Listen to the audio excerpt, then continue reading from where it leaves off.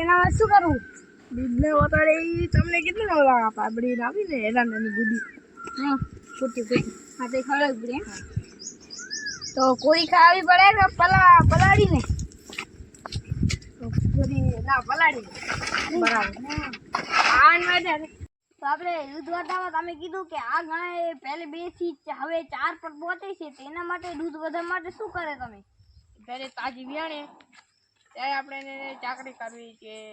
આ શીરો આપો શીરો બનાવી આપો ઓલો ઘઉંનો બધું એ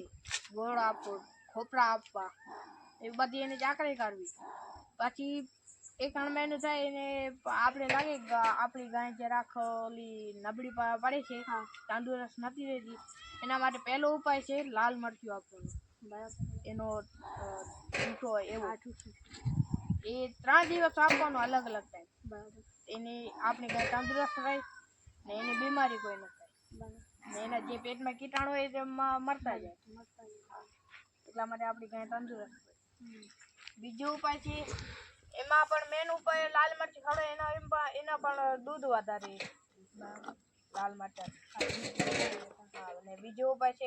એરંડાની જે આવે થ્રેશરમાંથી આપણે કાઢીને એને એરંડાની આવે જે આ ખવડ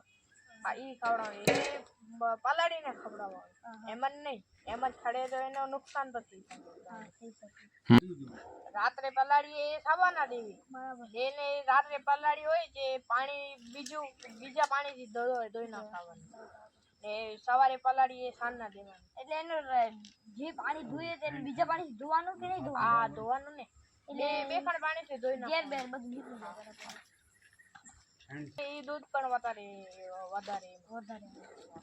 આપણે એ જ ઉપાય કરીએ એનાથી ફેટ પણ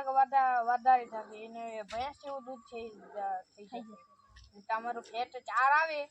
ધારો કે 4 આવે છે તો હમણાં 7-8 પર પહોંચી જશે ઘણો એનો ફાયદો એને કોરી નહીં ખવડાવવાની નકર એનું નુકસાન થાય પછી એને સાથે સાથે પશુપાલક પર છીએ ને અમે અમારું ભણવાનું પણ ચાલુ છે તમે તમારી સાથે બને એવું સપોર્ટ કરજો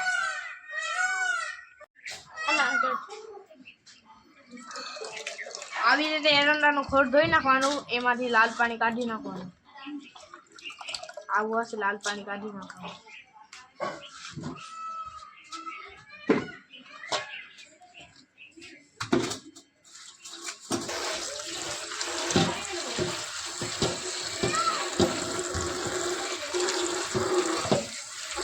અમારે કેવી લાગે